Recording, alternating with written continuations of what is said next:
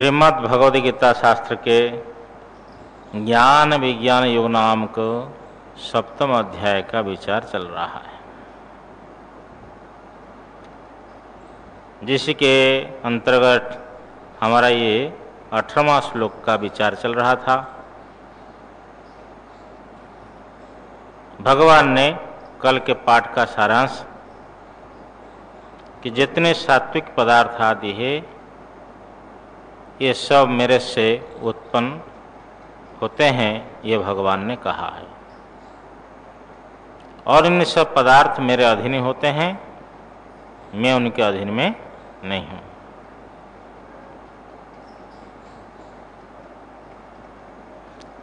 उनके अधीन में नहीं हूँ, जैसे संसारी जीवात्मा ऐसा मैं उनके अधीन नहीं होता हूँ, परंतु ये मेरे अधीन में है। माया को भगवान ने दुरत्यय कहा, भगवान की माया, परंतु साथ साथ ये कहा कि जो मुझे भजते हैं इसी माया को ये पार कर जाते हैं। भगवान का जो भजन है माया पार होने का साधन है, परंतु माया के द्वारा जो पापी है, जो मूढ़ है, माया के द्वारा अपरहित ज्ञान वाले आसुर भाव को आश्रय किए हुए ऐसे नीच नर, नीच अधम मनुष्य मेरी शरण में नहीं आते हैं, मुझे नहीं बसते हैं। 4 प्रकार के मनुष्य जो सुकृतन है, पुण्य कर्म वाले, आर्त, जिज्ञासु, अर्थार्थी और ज्ञानी, वो मुझे बसते हैं। परंतु उनमें से जो ज्ञानी है वो नित्य समाहित एक भक्ति वो विशेष है, सर्वश्रेष्ठ है ज्ञानी, क्योंकि ज्ञानी के लिए मैं अत्यंत प्रिय हूँ और वो भी मेरा अत्यंत प्रिय है। प्रसंग चल रहा था 18वां श्लोक का, क्या वो आर्तादि जो त्रय है, जो तीनों है, ये वासुदेव के प्रिय नहीं होते क्या? नहीं होते हैं क्या? भगवान कहते नहीं, देखो, उदाराः सर्व एव इते ज्ञानी त्वात्मैव मे मतम्, ज्ञानी त्वात्मैव मे मतम्, आस्थितः स हि युक्तात्मा मामेवानुत्तमां गतिम्। एते सर्वे उदाराः एव, ये जो आर्त, जिज्ञासु अर्थात ये तीनों, ये सब के सब उदाराः, उत्कृष्टाः, ये सब उत्कृष्ट हैं, ये सब मेरे प्रिय हैं। तो माने परंतु ज्ञानी आत्मैव,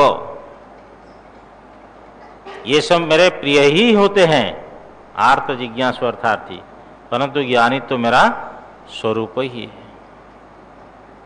ब्रह्म वेद ब्रह्मैव होति, ब्रह्म को जो साक्षात्कार करता है वो ब्रह्म स्वरूप हो जाता है, अर्थात तो उसकी पूर्णता का अनुभव हो जाता है। ज्ञानी भगवान का स्वरूप है। मैं मतम, मेरा ये निश्चय है।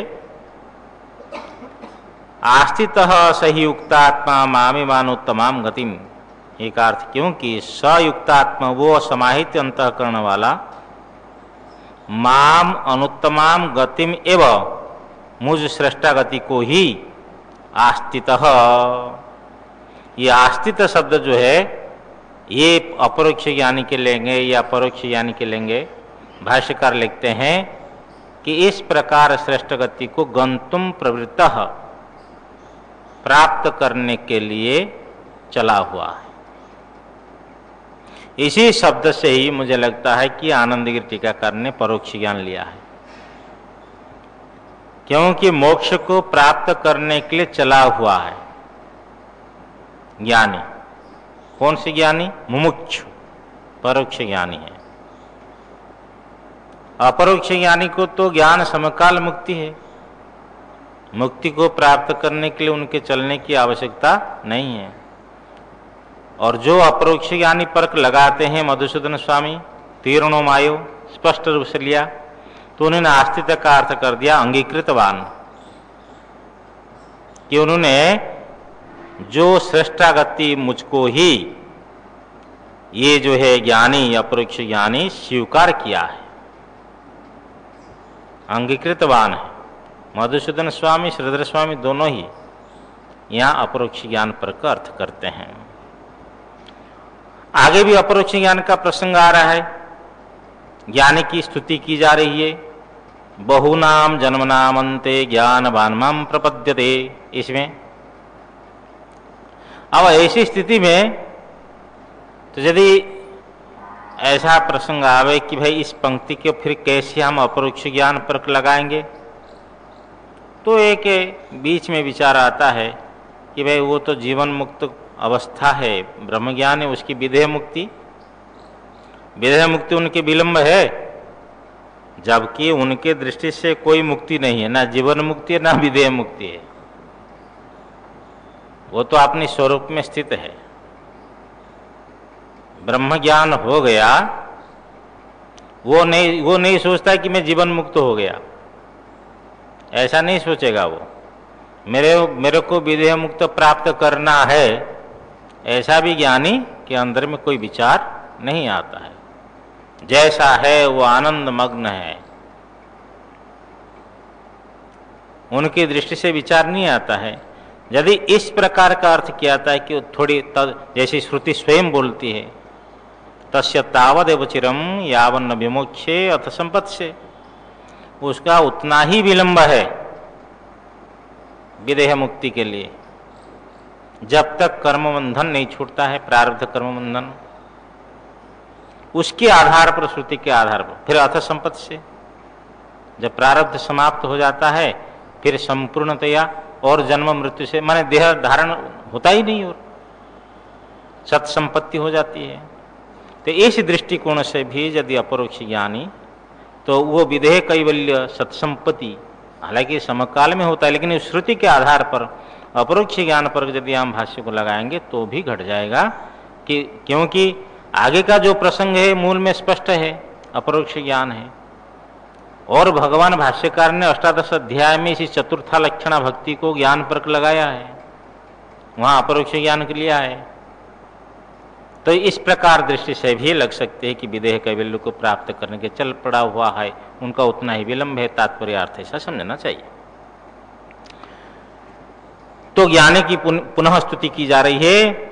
बहुनाम जन्मनामन्ते ज्ञानवान् मां प्रपद्यते वासुदेवः सर्वमिति समहात्मा सुदुर्लभः। बहुनाम जन्मनाम अन्ते, बहुत जन्म ज्ञानार्थ संस्कार आश्रय, ज्ञानार्थ संस्कार आश्रयाणाम अन्ते। कैसा जन्म? बिच्छू सर्प जन्म नहीं लेना। बहुत जन्म का अर्थ जिसमें ज्ञानार्थ जो जन्म होता है और उसके जो संस्कार, इस जीवन में कोई संस्कार हुआ, ज्ञान प्राप्त करने के लिए अगले जन्म में कोई संस्कार हुआ है, ज्ञान से मुक्ति है ये निश्चय हो, फिर हम लोगों को भटकना नहीं चाहिए। फिर समझे ना, हमारी जीवन की जो ऊर्जा है वो संसार के लिए नहीं लगाना चाहिए, नहीं तो फिर जन्म लेना पड़ेगा। इस बात को आज हम समझे, नहीं तो करोड़ों जन्म के बाद में समझना तो यही है।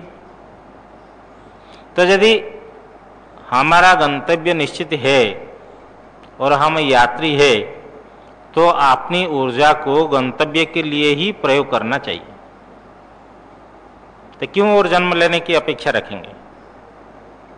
तो बहुत जन्म मिल चुके हैं, इसके परिणाम भगवान ने कृपा करके ये भी एक जन्म दिया, तो इसी को ही अंतिम जन्म मनाने के लिए प्रयत्न करना चाहिए। बहुनाम जन्मनाम अंते, बहुत जन्म के अंत में, अंतिम जन्म में ज्ञानवान माम प्रपद्यते, जो ज्ञानवान प्राप्त परिपाक ज्ञान बोलते। देखो ज्ञानवान का अर्थ भाष्यकार लिख रहे हैं, प्राप्त परिपाक ज्ञान अर्थात दृढ़ अपरोक्ष ज्ञान, इस प्रकार दृढ़ अपरोक्ष ज्ञान वाला माम प्रपद्यते, मुझे सम्यक दर्शन के द्वारा अपरोक्षी करोति। नीलकंठ टीकाकार लिखते हैं, सम्यक दर्शन के द्वारा मुझे साक्षात करते, अनुभव करता है। कैसे? वासुदेव सर्वमिति, ये सब वासुदेव रूप है। अधिष्ठान का दर्शन होता है, अध्यस्तिक की निवृत्ति हो जाती है। अज्ञान के द्वारा जो प्रपंच आरोपित था, वो अज्ञान निवृत्ति होने पर उस प्रपंच की भी निवृत्ति हो जाती है। केवल वासुदेव स्वरूप दिखाई पड़ता है। ऐसा जो दर्शन करने वाले कि सब वासुदेव है अथवा सिया राम में सब जग जानी, तुलसी बाबा सिया राम में देखते थे, तो वासुदेव का अर्थ निर्गुण निराकार ब्रह्म है, सिया राम भी वही है। हाँ, कोई आपत्ति नहीं है, सब एकम ब्रह्म है, एक ही ब्रह्म है। ईशावास्यमिदं सर्वम, साधना काल में ऐसा विचार करना कि सब ईश्वर स्वरूप है। जब ज्ञान हो जाता है तब प्रकट हो जाता है। उपासना के लिए यद्यपि कहा गया सर्वम खलु इदं ब्रह्म, इस प्रकार भावना कर उपासना करें। ब्रह्मैव इदं वरिष्ठम, ऐसा मुंडक उपनिषद में है ना, ब्रह्मैव इदं सर्वम वरिष्ठम, ऐसा कुछ आया कि सब ब्रह्म ही है। तो वो केवल शब्दों का पार्थक्य है, लक्षित एक है। अधिष्ठान स्वरूप वासुदेव सर्वमिति, ये सब वासुदेव स्वरूप है। इस प्रकार वो प्रत्यक्ष करता है, साक्षात करता है, अनुभव करता है। ऐसा जो महात्मा, स महात्मा सुदुर्लभ, वो महात्मा अति दुर्लभ है। क्योंकि अनेक मनुष्यों में से कोई एक प्रयत्न करता है, और प्रयत्न करने वालों में से कोई एक मुझे यथावत जानता है, इसलिए वो महात्मा अति दुर्लभ है। तो आत्मा ही सब वासुदेव है, आत्मा ही वासुदेव रूप है और वो सर्व है, सर्वरूप है। कि सब वासुदेव रूप है, ये सब वासुदेव रूप है। और मैं क्या हूं? बोलो बोलिए शिव स्वरूप जी। अरे सब वासुदेव रूप है तो आप क्या हो? आप भी वासुदेव है, गधा भी। हाँ जी,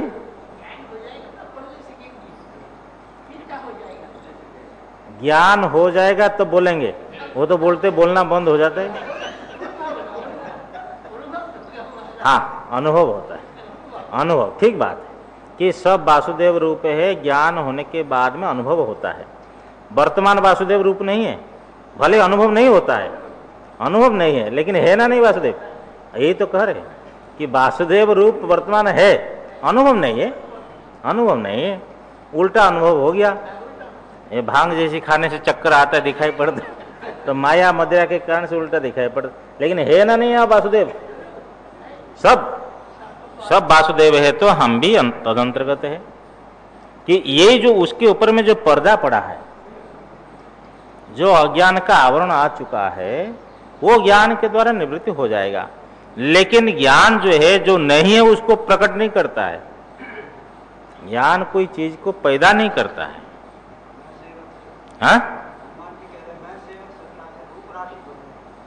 मैं सेवक भले ही कह दिया, लेकिन फिर क्या किया? आत्मदृष्टिया तुम्हें हम भी कहा।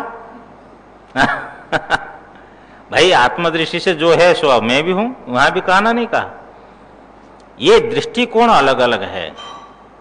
लेकिन परमात्मा जैसे कहा, मत्तः परतरम नान्यत किंचिदस्ति धनंजय, कि मेरे से कोई कारणांतर नहीं है धनंजय जगत का। मई सर्वमिदं प्रोतुम सूत्रे मणिगणाइव, तो एक ही तो आधार है, एक ही सत्य है, वही सब आपका हमारा सबका स्वरूप है। उसको, उसमें से जगत को भेद भी नहीं करना चाहिए और उसमें से अपना को भेद नहीं करना चाहिए। यदि आप व्यवहार दृष्टि से तो भेद है, कोई जा करके और भाई व्यवहार दृष्टि से तो एक महात्मा, कोई इधर गृहस्थ बैठते, कोई संत इधर बैठते, कोई पुरुष इधर बैठते, कोई महिला उधर बैठती, कोई वक्ता यहाँ बैठा, कोई श्रोता यहाँ बैठा, ये व्यवहार तो है। व्यवहार की भेद को तो कोई निषेध नहीं करता। ब्रह्मा और जीव में परमात्मा शासक है, जीव शास्य है। जीवात्मा कर्मों के भोक्ता है और परमात्मा फलदाता है। परमात्मा सर्वज्ञ है, जीवात्मा अल्पज्ञ है। परमात्मा सब कुछ करने में समर्थ है, जीवात्मा सब कुछ करने में समर्थ नहीं है। ये किस क्षेत्र में है? यह व्यवहार क्षेत्र है। लेकिन स्वरूप दृष्टि से जब हम विचार करते हैं, पारमार्थिक सत्ता में जब आते हैं, तो वो महात्मा अनुभव करता है कि वासुदेव सर्वम, ये सब वासुदेव रूप है। ये पारमार्थिक सत्ता को लेकर के विचार है। व्यावहारिक सत्ता में तो जीव ईश्वर हमारा षडस्माकम अनादय, वेदांत में 6 पदार्थों को अनादि मानते हैं। उसमें कोई, हम भी परमात्मा की स्तुति करते ना, नहीं वसुदेव सुतम देवम, भाई व्यवहार में तो है और ईश्वर के अनुग्रह होने पर ही तो अद्वैत संस्कार उत्पन्न होता है। ईश्वर अनुग्रहादेव पुंसाम अद्वैत वासना महद भय परित्राणा विप्राणम उपजायते। परमात्मा की कृपा हो तब ये अद्वैत संस्कार पैदा होता है।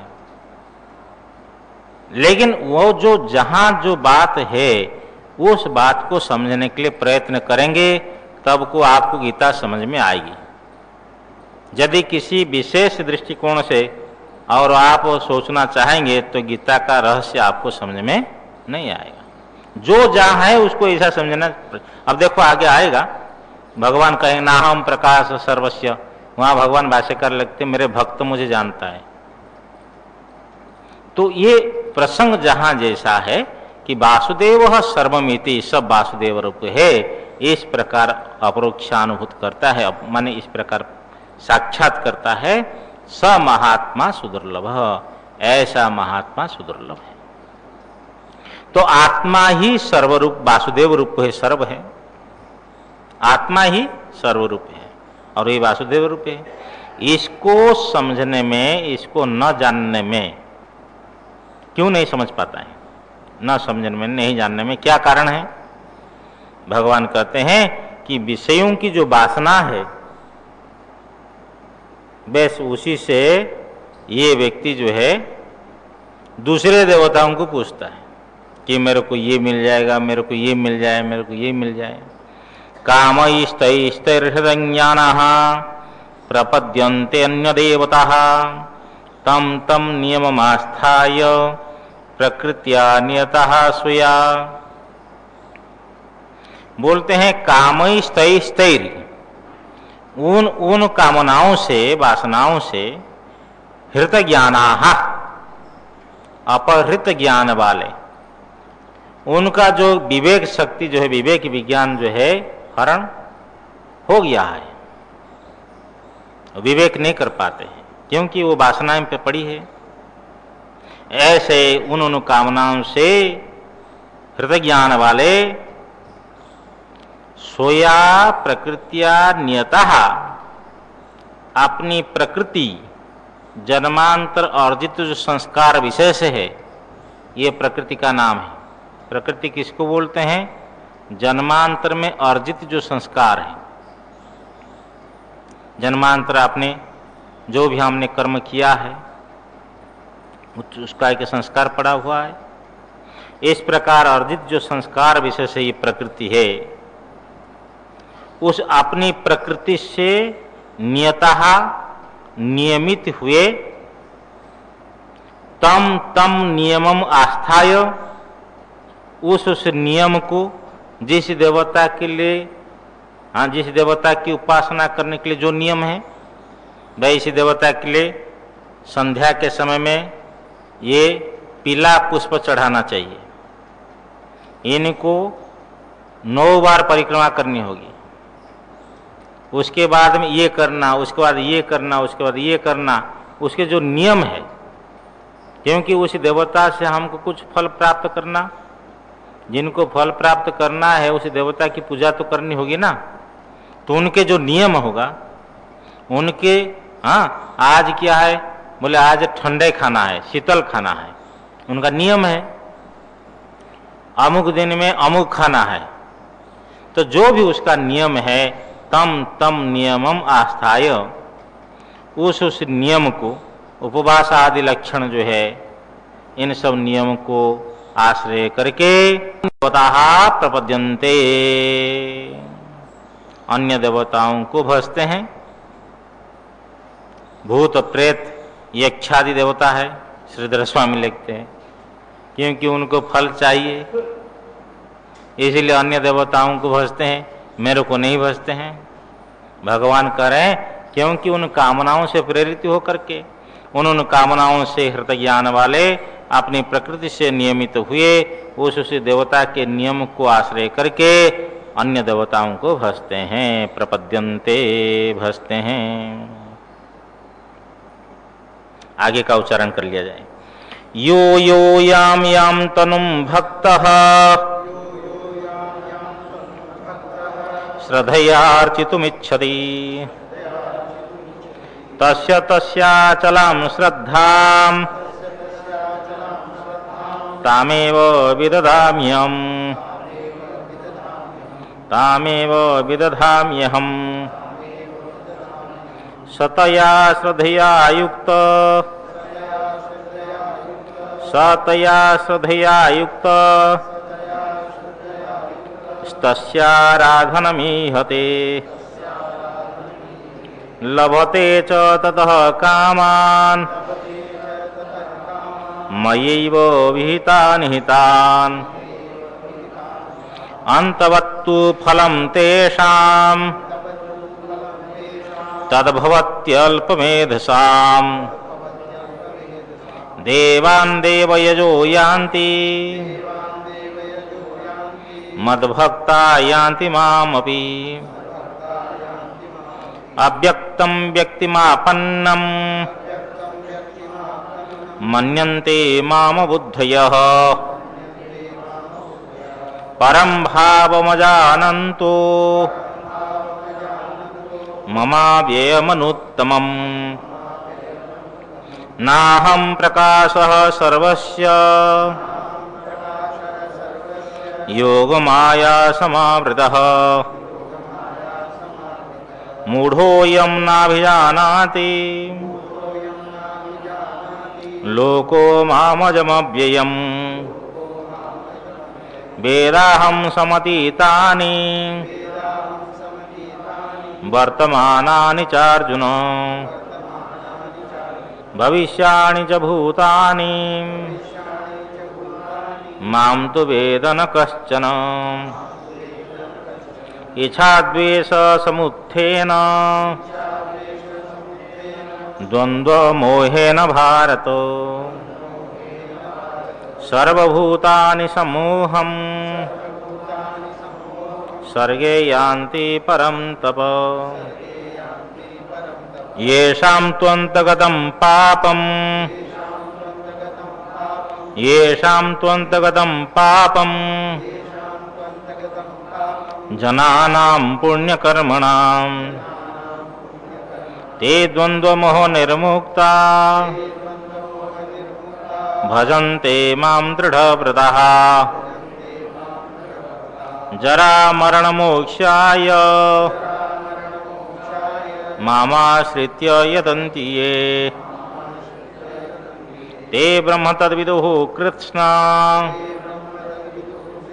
मध्यात्मं कर्म चाखिलम्। साधिभूताधिदैवं मां साधियज्ञं च ये विदुः। प्रयाणकालेऽपि च मां ते विदुर्युक्तचेतसः। हरि ओम। ये परमात्मा सर्वरूप है, इसको न जानने में कारण है कामना, विषयों की जो वासना है। उन विषयों की वासना के द्वारा अपहृत ज्ञान वाले अपनी जन्मांतर अर्जित संस्कार विशेष जो प्रकृति है उसके द्वारा नियमित हुए उसी देवता की उपासना के जो नियम है, उपवास आदि लक्षण, उसको आश्रय करके अन्य देवताओं को भजते हैं। और जो कामी पुरुष हैं, यो यो याम याम तनुम भक्तः श्रद्धयार्चितुमिच्छति श्रद्धयार्चितुमिच्छति तस्य तस्याचलां श्रद्धां तामेव विदधामि अहम्। यो यो जो कामी भक्तः, जो सकामी भक्तः, याम याम तनुम, जिस देवता के विग्रह को, शरीर को श्रद्धया अर्चितुमिच्छति, श्रद्धा पूर्वक श्रद्धा से पूजना चाहता है, तस्य उसकी ताम अचलाम श्रद्धाम एव अहम विदधामि, उस अचला श्रद्धा को ही अहम मैं विदधामि स्थिरी करोमि और दृढ़ बना देता हूं। जिस श्रद्धा से वो पहले से चला हुआ है, जिसके द्वारा वो पहले से चला हुआ है, उसको और ही मैं स्थिर कर देता हूं, दृढ़ कर देता हूं। चलो तुम्हारी इच्छा है कि अमुक देवता की उपासना करना, करो, कोई आपत्ति नहीं है। स्वभाव से जो जिस देवता के विग्रह को श्रद्धा से पूजना चाहता है, सतया श्रद्धया युक्त तस्याराधनमीहते लभते च ततः कामानमयैव विहितान हि तान। वो जो सकामी भक्त सतया श्रद्धया, उस श्रद्धा से, जिस श्रद्धा से चला और मैं दृढ़ कर दिया, स्थिर कर दिया, सतया श्रद्धया युक्त, उस श्रद्धा से समाहित हुआ, तस्या आराधनम इहते, उस देवता के तनु, उस देवता के विग्रह की आराधना करता है। यहाँ शब्द है राधनम, राधनम का अर्थ आराधना, पूजा करता है। तस्या राधनम, ऐसा अलग अलग करेंगे, उसके विग्रह मन उसके विग्रह की पूजा करता है। और जब देवता प्रसन्न हो जाते हैं, भाई जिस देवता को पूजा करते हैं तो देवता प्रसन्न हो गए, लभते च ततः कामान मयैव विहितानि तान। अब देवता लोग प्रसन्न हो गए, जिस देवता प्रसन्न हो गया, देना चाहता है, तो कहां से ला कर देंगे?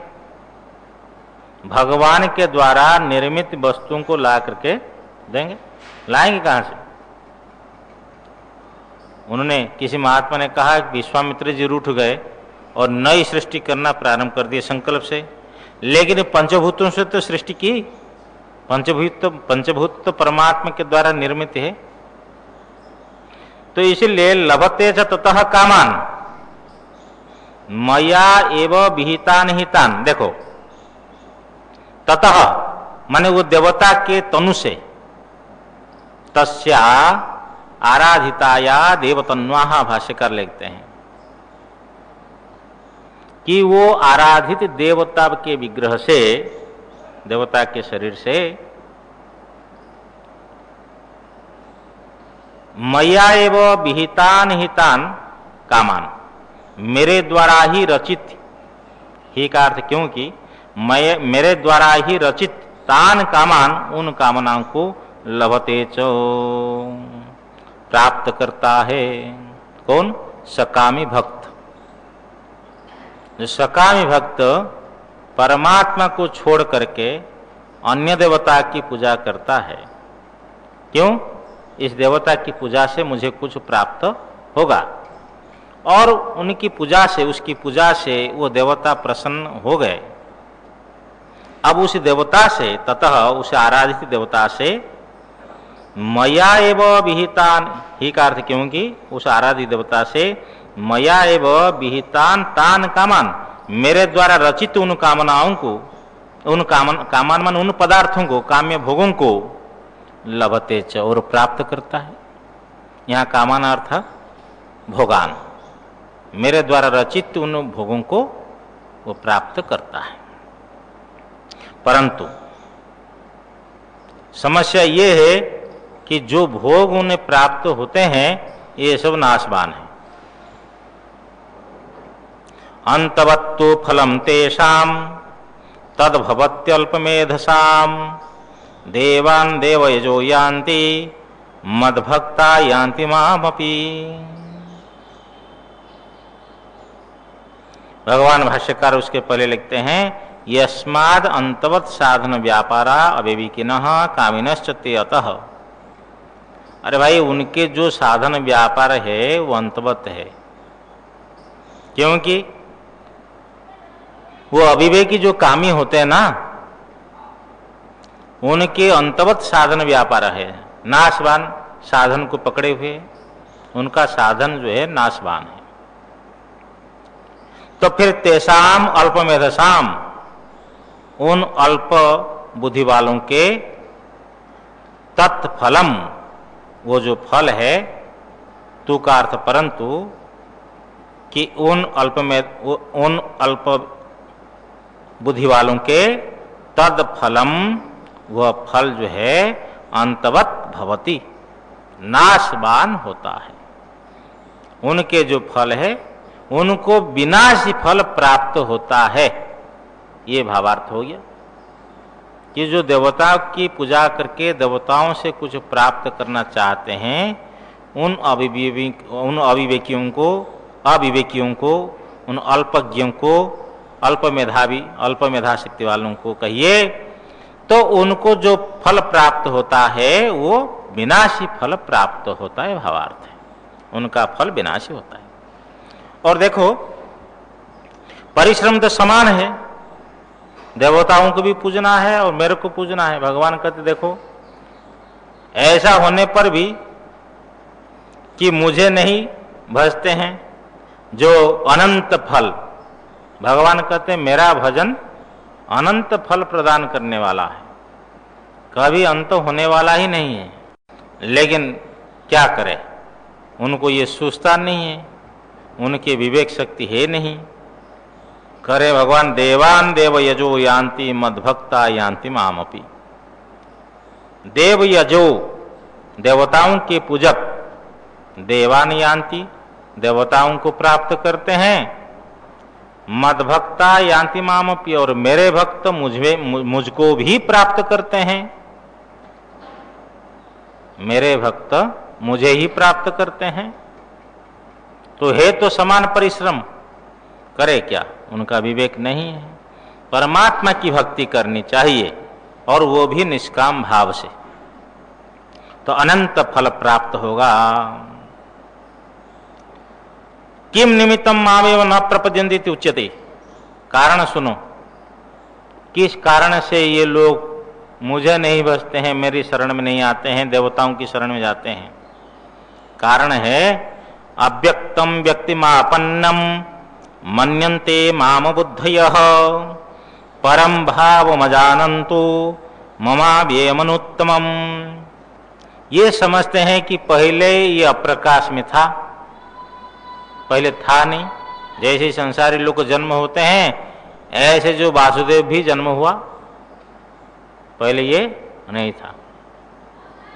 मेरे वास्तविक स्वरूप को न जानते हुए इस प्रकार ये मानते हैं। यही भगवान कह रहे हैं, देखो कि माम अव्ययम अनुत्तमम, मुझ अविनाशी श्रेष्ठ, परम भावम, परमात्मा स्वरूप को अजानंतो, नहीं जानते हुए, अबुधय, अबुद्धि वाले, अविवेकी लोग, माम मुझे, अव्यक्तम व्यक्तिमापन्नम मन्यन्ते, अप्रकाश को, माने पहले अप्रकाश था, अब व्यक्तिम आपन्नम, अभी प्रकाश को प्राप्त किया, जन्म हुआ, इस प्रकार मुझे माम मन्यन्ते, मुझे मानते हैं। पहले नहीं था, अब हुआ। अर्थात ये जो वासुदेव है ये कादाचित है, कभी है कभी नहीं है। जैसे संसार लोग पहले नहीं थे, अभी हो गए। अथवा इसका अर्थ और पहले इसका कार्यक्षम नहीं था, अभी कार्यक्षम हो गया। तो ये अपनी भाष्यकार्य व्याख्यान जो है ये ठीक है कि अप्रकाश, पहले अव्यक्त मन अप्रकाशम, व्यक्ति मापन मन प्रकाशम गतम इदानीम। पहले प्रकाश माने उसका आविर्भाव नहीं था, अब आविर्भाव हुआ। सदा एक रस रहने वाले ये नहीं है। जैसे हम है ऐसी वासुदेव है, वासुदेव की क्यों पूजा करनी है? लेकिन परमात्मा का जो वास्तविक स्वरूप है, भगवान स्वयं कहते हैं कि परम भाव माने परमात्मा स्वरूप, और मम परम भावम, मेरा जो है परमात्मा स्वरूप को अजानंत तो नहीं जानते हैं। वो कैसा है? अव्ययम अनुत्तमम। देखो ये सब उसके साथ लग जाएगा।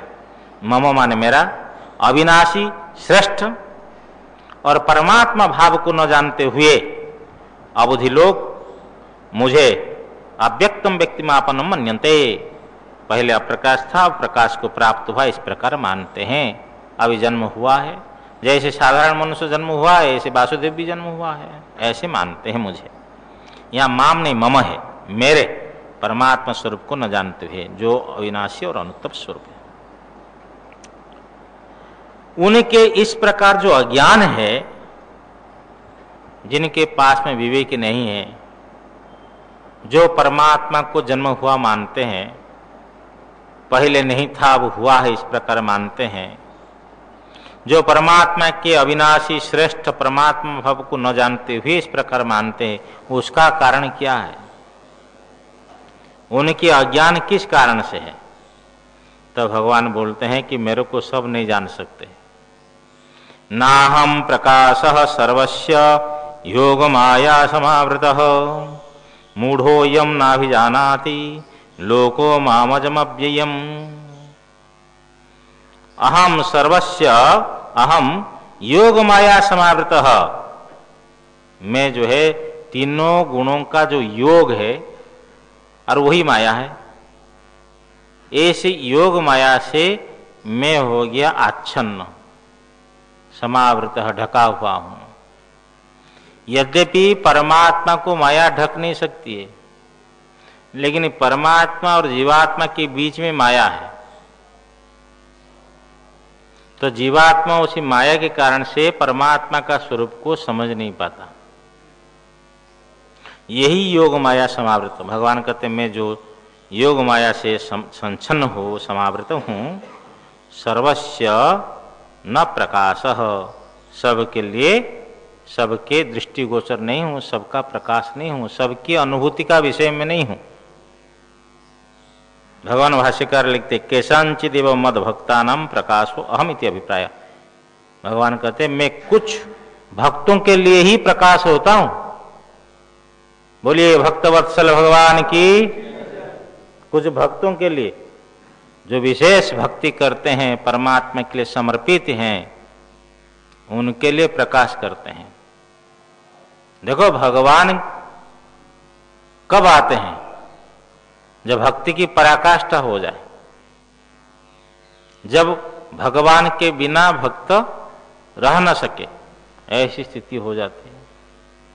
तो कुछ भक्तों के लिए तो मैं प्रकाश होता हूं, सबके लिए प्रकाश का विषय नहीं बन, प्रकाश नहीं होता हूं, अनुभूति का विषय नहीं होता हूं। मूढ़ो यम नाभिजानाति लोको मामजमव्ययम्। इसलिए अयम मूढ़ लोक, ये जो मूढ़ मनुष्य है, अव्ययम या अव्ययम अजम माम न अभिजानाति। देखो भगवान क्या कहते हैं, मैं अजन्मा हूं, अजम अव्ययम। गीता के एक एक शब्द को समझने के लिए प्रयत्न किया जाए बिना किसी पूर्वाग्रह से। यदि पूर्वाग्रह लेकर कोई व्यक्ति बैठेगा, उसको गीता समझ में नहीं आएगी। एक महात्मा ने कहा गीता कितनों को भुला दिए, क्यों? गीता में ऐसे ऐसे शब्द है तो उसके मर्म को पकड़ नहीं पाते। और हमारे लिए तो भगवान भाष्यकार बहुत प्रसाद देकर गए। नहीं तो गीता का रहस्य समझना, और अन्य टीकाकार भी जो सार गर्भित चिंतन करके लिखा।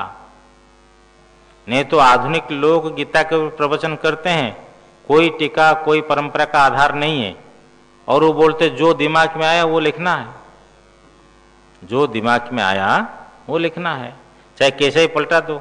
और ऐसा व्यक्ति भी बोलते विदेशों में जाकर के पुरस्कार उनको प्राप्त हो रहा है गीता के ऊपर प्रवचन लेकर के।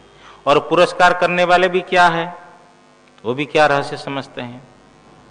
भगवान जो कहते हैं कि मैं अजन्मा हूं, मूढ़ो यम, भगवान को मानना और भगवान के कहना को नहीं मानना, ये तो समस्या है। भगवान को मानना है और भगवान के कहे हुए को नहीं मानना, तो ये तो उल्टा हो गया ना। भगवान स्वयं क्या कहते, माम अजम अव्ययम, मुझे अजन्मा और अविनाशी, ऐसा मुझे अजन्मा अविनाशी मुझे अयम मूढ़ लोको न अभिजानाति, ये मूढ़ जन नहीं जानता है। क्यों, मैं सबके लिए प्रकाश नहीं हूं, बीच में माया है, माया के द्वारा आच्छन्न हो गया। और कौन मायावादी है, भगवान स्वयं कह रहे कि बीच में जीवात्मा और परमात्मा के बीच में माया आ गई, इसके द्वारा नहीं जान पाता है मूढ़जन। समझने के लिए प्रयत्न करना चाहिए। जिस कारण से ऐसा है, इसलिए वेदाहम समतीतानि वर्तमानानि च अर्जुनो भविष्यानि च भूतानि माम तु वेद न कश्चन। हे अर्जुन, समतीतानि वर्तमानानि च भविष्यानि च भूतानि, जो अतीत और वर्तमान और भविष्यत प्राणियों को अहम वेद, मैं जानता हूं। कौन प्राणी कहां हुआ और कहां अभी है और कहां आगे जन्म होगा, भगवान के ज्ञान में सबका भान है। उनके ज्ञान अपूर्ण नहीं है, सबको जान रहे हैं। परंतु माम तो वेदन कश्चन, तू माने परंतु माम कश्चन न वेद, मुझे कोई भी नहीं जानता है। भगवान भाष्यकार लिखते हैं, मद भक्तम मत शरणम एकम मुक्त्वा, मेरे भक्त को छोड़ करके, मेरे शरण में जो आया हुआ है उस व्यक्ति को छोड़ करके मुझे कोई भी नहीं जानता है। अर्थात मुझे मेरा भक्त ही जानता है कि मैं क्या हूं और कैसा हूं, भक्त ही मुझे जानता है। इसलिए मेरे तत्व को नहीं जानता है तो मुझे नहीं भजता है। दूसरे के देवताओं को भजते हैं, क्यों भजते हैं? मेरे तत्व को, मेरे महात्म्य को नहीं समझते हैं। ये मूढ़ लोक है, मनुष्य नहीं समझता है। लेकिन मैं सबको जानता हूं। भगवान सर्वज्ञ है, जीवात्मा सर्वज्ञ नहीं है। और जीवात्मा जो सर्वज्ञ नहीं है उसका यही कारण है कि उसके पास में क्षुद्र उपाधि है। भाई छोटा सा इंस्ट्रूमेंट जिसके पास में होगा, छोटे साधन होगा, वो छोटे साधन के द्वारा जो देखेगा, और बड़े साधन जिसके पास में हो उस बड़े साधन के द्वारा उसको ज्यादा दिखाई पड़ेगा। होगा कि नहीं? तो ये भगवान के पास में माया बड़ी साधन है। माया की तो वृत्ति है, भगवान की स्वतः कोई वृत्ति नहीं होती है। जैसे जीवात्मा के पास में अंतःकरण है तो परमात्मा के पास में माया है, उसी में तो वृत्ति बनती है। कितने बड़े संसार, कितने जीवात्मा घूम रहे संसार में और सबको नियंत्रण कर रहे हैं, सबका पोषण कर रहे हैं, सबको धारण कर रहे हैं, सबके भविष्य। वो चाहेंगे तो भी जीवात्मा को उठाकर कहीं दूसरे स्थान में फेंक नहीं सकते, क्योंकि उनका ही तो सब अधिकार है। ऐसी कोई सीमा नहीं है जो परमात्मा से बाहर हो। राजा जनक ने एक बार किसी ब्राह्मण को दंड दिया। ब्राह्मण को दंड देने का यही कि उसको मारना नहीं जान से, ब्राह्मणों न हंतव्य शास्त्र वाक्य है, तो ब्राह्मण को राज्य से बहिष्कार कर देना है। तो जनक ने राज्य से बहिष्कार किया। तो ब्राह्मण ने राजा से पूछा कि राजन, आपकी सीमा कहाँ तक है जहां से मैं आगे निकल जाऊं? तो उनने सोचा, कहा मेरी सीमा कहीं भी नहीं है, क्योंकि राजा अनुभवी थे, ब्रह्मज्ञानी थे। ब्रह्मज्ञानी ब्रह्मस्वरूप की क्या सीमा होती? वो तो सर्वत्र व्यापक है। तो परमात्मा चाहेंगे तो जीवात्मा को मेरे क्षेत्र में नहीं रखना है तो भी कहाँ लेकर के निकालेंगे? इसलिए राक्षसों का भी सौभाग्य है कि जो भगवान के द्वारा मारे जाते वो भी मुक्त हो जाते। चाहे जैसा भी हो, वो अग्नि में आप बहुत प्रज्वलित अग्नि में सूखी लकड़ी डालो या कच्ची लकड़ी, स्वाहा। इसी प्रकार भगवान की भक्ति करो या उनके साथ द्वेष कर लो। भागवत में एक श्लोक आता है, वहां 7वें स्कंध में युधिष्ठिर जी महाराज को नारद जी वर्णाश्रम व्यवस्था समझा रहे हैं।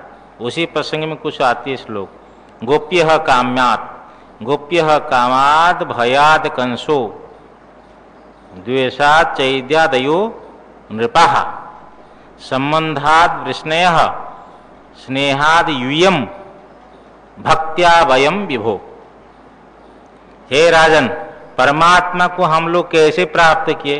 बोले गोप्यः कामात्, गोपियां जो है काम भाव से परमात्मा का निरंतर चिंतन करने लगी तो परमात्मा सुलभ हो गए उनके लिए। भयाद कंसो, कंस को भय हुआ और चारों तरफ से कृष्ण ही कृष्ण दिखाई पड़ रहा है भय से। सोते समय, खाते समय, पीते समय चारों तरफ से है आएगा, मेरे को मारेगा, इस प्रकार भाव उसके अंदर आएगा। और चैद्यादय जो शिशुपाल आदि राजा थे, ये सब द्वेष करने लगे भगवान के सामने। तो द्वेष जिसका करोगे तो उसका चिंतन होने लगेगा। द्वेषात् चैद्यादयो नृपाः संबंधात् वृष्णयः, और वृष्णिवंशी संबंध से, जैसे हमारे घर से, हमारे गांव से कोई राष्ट्रपति हो जाए, देखो हमारे गांव का राष्ट्रपति है, हमारा कुल का राष्ट्रपति है, इसी प्रकार वृष्णिवंशी मानने लगे हमारा ही परमात्मा है। तो ये संबंध ही मान करके भी भगवान को प्राप्त किए। स्नेहाद यूयम, हे पांडव आप लोग, हे राजन पांडव आप लोग भगवान के स्नेह से, भगवान के प्रति आपका स्नेह भाव रहा। ये लोग तो संबंध से माने वृष्णिवंशी, और आप स्नेह से भगवान को प्राप्त किए। और हम ऋषि मुनि लोग भक्त्या वयम, हम परमात्मा की भक्ति से प्राप्त किए भगवान को। तो किसी भी भाव से परमात्मा का चिंतन करने से भगवान की प्राप्ति होती है, परंतु एक प्रतिबंधक आ जाता है। वो जो प्रतिबंधक है वो है द्वंद्व निमित्तक मोह, विवेक भ्रंश, अविवेक। उस अविवेक को लेकर के जीवात्मा जन्म होता है। उत्पत्ति काल में उसके साथ में अविवेक पड़ा रहता है। बहुत पुण्य उदय हो और जिसका अंतःकरण शुद्ध हो गया हो, वो परमात्मा की शरण लेता है, वो परमात्मा का आश्रय लेता है। नहीं तो संसार का शरण, संसार की शरण और संसार का आश्रय सब लोग लेते रहते हैं। देखो भगवान कह रहे हैं, भाष्यकार भगवान थोड़ा सा कह रहे हैं, केन पुनर्मत्तत्व वेदन प्रतिबंधेन प्रतिबद्धानि सन्ति, प्रतिबद्धानि सन्ति जायमानानि सर्वभूतानि माम न विनन्ति इति अपेक्षायाम इदम आह। और ये जो भगवान ने कहा कि मूढ़ लोक नहीं जानता है, तो मूढ़ लोक का अर्थ कि सब ये अविवेकी प्राणी समुदाय समझना पड़ेगा, क्योंकि एक व्यक्ति के लिए तो नहीं कहा जा रहा है, जातो एक वचन कह सकते, अथवा समुदाय के अर्थ में शब्द से ऊपर से समझना चाहिए। अब यहां करे मेरे तत्व को नहीं जानना, मेरे तत्व के ज्ञान में कौन सा प्रतिबंधक है? जिस प्रतिबंध से प्रतिबद्ध होकर के उत्पन्न होने वाले सभी प्राणी मुझे नहीं जानते हैं, इस प्रकार अपेक्षा होने पर भगवान स्वयं बोल रहे हैं, इच्छा द्वेष समुत्थेन द्वंद्व मोहेन भारत सर्वभूतानि समूहम सर्गे यान्ति परम तप। हे भारत, हे परम तप, हे शत्रुतापन, इच्छा द्वेष समुत्थेन, इच्छा और द्वेष जिसको हम लोग बोलते हैं राग द्वेष, तो ये जो इच्छा द्वेष है इसी से उत्पन्न होने वाला इच्छा द्वेष समुत्थ तेन, इच्छा द्वेष समुत्थेन, इच्छा द्वेष से जो उत्पन्न होता है उसके लिए कहे द्वंद्व मोहेना, वही इच्छा द्वेष को ही या द्वंद्व कहा। ये द्वंद्व निमित्तक जो मोह है, मोह का अर्थ विवेक भ्रंशः, श्रीधर स्वामी ले रहे हैं, जो विवेक की अप्राप्ति, विवेक का भ्रंश हो जाना, लोप हो जाना, तेन द्वंद्व मोहेन, उसी द्वंद्व मोह से सर्वभूतानि, सभी प्राणी, सर्गे माने स्थूल देह की उत्पत्ति समय में, जब जन्म होता है इसी जन्म काल में समोहम यान्ति, समूढ़ता को प्राप्त करते हैं, क्योंकि विवेक भ्रंश हो गया इसलिए समूढ़ता आ गई। समूढ़ता क्या है? श्रीधर स्वामी लिखते हैं, अहमेव सुखी दुखी च इति गाढ़तरम अभिनिवेशम, मैं सुखी हूं, मैं दुखी हूं, इस प्रकार दृढ़ अभिनिवेश। अभिनिवेश का अर्थ अन्यत्र मृत्यु भय है, और अभिनिवेश का अर्थ यहाँ विशेष आग्रह है, दुराग्रह है, हाँ, उसको छोड़ना नहीं चाहता है। मैं सुखी हूं, मैं दुखी हूं, इस प्रकार ये जो सम्यक मोह है, ऐसी मोह को सर्गे माने देह, स्थूल देह की उत्पत्ति समय में, हे परम तप, सभी प्राणी हाँ ये समूह को प्राप्त करते हैं, यान्ति माने प्राप्त करते हैं, क्योंकि वो मोह से ग्रस्त हो गए, विवेक भ्रंश उनका हो गया।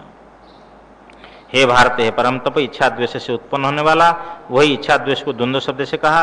द्वंद्व निमित्तक मोह से सब प्राणी स्थूल देह की उत्पत्ति के समय में समूह को प्राप्त करते हैं। हे परम तप, हे भारत, इसलिए मेरे तत्व को नहीं जानते हैं। अतएव आत्मभावेन माम न भजन्ते, जब मेरे तत्व को नहीं जानते, क्योंकि उनका ज्ञान जो है, उनका प्रज्ञान जो है वो प्रतिबद्ध हो जाता है। आप देखिए कि जो है एक चिड़िया शीशा के सामने जाकर के अपनी चोंच से टक टक टक टक लगाती है ना, क्यों करती है?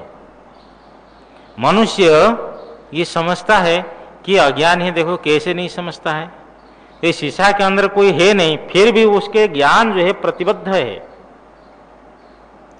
जैसे कुत्ता है, उसको लाख समझाओ कि भाई सूखी हड्डी में खून नहीं है, वो समझने वाला है क्या? जैसे मनुष्य इस क्षेत्र में विवेकी है, और विवेकी इनकी दशाओं को देख करके, इन दशाओं को देख करके हंसता है, इसी प्रकार हम लोगों की दशा देख करके ज्ञानी हंसता होगा कि देखो हाँ ये कैसे ये माया मोह में पड़ गए, जो है नहीं उसको मान रहा है कि मेरा है। भगवान भी हंसते होंगे, देखो कि जो है नहीं, हाँ भगवान बोलते, किसी ने रामकृष्ण परमहंस अथवा किसी ने कहा है कि हाँ भगवान रामकृष्ण परमहंस ने महाराज ने कहा कि भगवान जो है दो स्थान पर हंसते हैं। कब? जब भाई भाई में झगड़ा होता है कि तेरा है ये मेरा है, ये तेरा है और ये मेरा है, विवाद करता है। भगवान देखते तो हमारी जमीन है, फिर भी ये कहते तेरा और मेरा वहां हंसते हैं। और एक स्थल पर यह हंसते हैं कि जब वैद्य जो है पैसा लेकर बोलते इसको जिला कर, मन जिंदा कर दूंगा, ऐसा दवाई खिला करके इसको जीवित कर दूंगा, इतनी पैसा लाओ, तो भगवान सोचते देखो अभी तो इनका प्राण जाने वाला, ये रक्षा करेगा। तो ये परमात्मा भी हंसते हैं। जैसे हम लोग चिड़िया और दो उदाहरण दिया हमने कि उनकी अविवेक दशा को देख करके विवेकी मनुष्य जिस प्रकार हंसता है, इसी प्रकार परमार्थ तत्व को न जानने वाले समस्त अविवेकी प्राणियों को देख कर ज्ञानी भी हंसता होगा कि संसार में कुछ नहीं है, फिर भी देखो इसी में रच पच जा रहे हैं। परंतु भगवान यहाँ की विशेष बात बोल रहे हैं, वो उसको विशेष ध्यान देना चाहिए।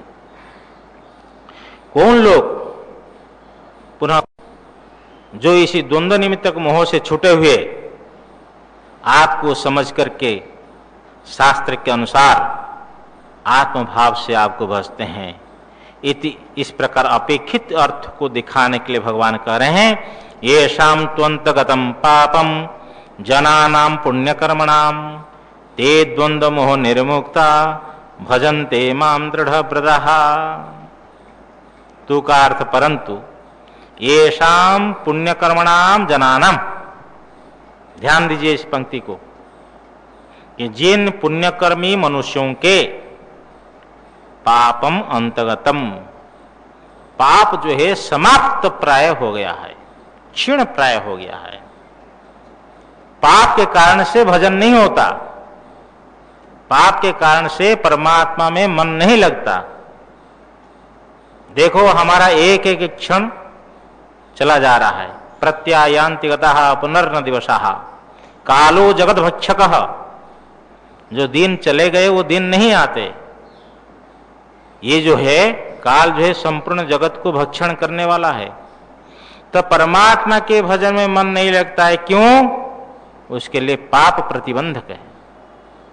तो भगवान कहते जिन पुण्यकर्मी मनुष्यों के पाप प्राय समाप्त हो गया हो, ते द्वंद्व मोह निर्मुक्ता दृढ़व्रता माम भजन्ते, ये द्वंद्व निमित्तक मोह से छूटे हुए दृढ़ व्रत वाले मुझे भजते हैं। तो दृढ़ व्रत का अर्थ भगवान शंकराचार्य लिख रहे हैं, एवं एवं परमार्थ तत्व नान्यथा एवं सर्व परित्याग व्रतेन निश्चित विज्ञाना दृढ़ व्रता उच्यन्ते। इस प्रकार ही परमार्थ तत्व है, अन्य प्रकार नहीं। इस प्रकार सर्व परित्याग व्रत से निश्चित विज्ञान वाले दृढ़ व्रता उच्यन्ते, ये दृढ़ व्रता कहे जाते हैं। तो इस प्रकार इस श्लोक से प्रेरणा मिलती है कि साधक को चाहे किसी भी प्रकार निष्काम कर्म हो या निष्काम भक्ति हो या ध्यान हो या ब्रह्म विचार हो, चाहे कैसा भी हो, कि इस प्रकार करके अधिक पुण्य बढ़ावे। ज्यों हमारा पुण्य बल बढ़ेगा, धीरे धीरे संसार से आसक्ति हटेगी और परमात्मा के भजन में मन लगेगा और परमात्मा को प्राप्त करके सदा के लिए मुक्त हो जाएगा। बोलो सच्चिदानंद भगवान की जय। ओम पूर्णमदः पूर्णमिदं पूर्णात् पूर्णमुदच्यते पूर्णस्य पूर्णमादाय पूर्णमेवावशिष्यते। ओम शांति शांति शांति। शंकरं शंकराचार्यं केशवं बादरायणं सूत्रभाष्य कृतौ वन्दे भगवन्तौ पुनः पुनः। ईश्वरो गुरुरात्मेति मूर्तिभेदविभागिने व्योमवद्व्याप्तदेहाय दक्षिणामूर्तये नमः। ओम शांति शांति शांति। सद्गुरुदेव भगवान की जय।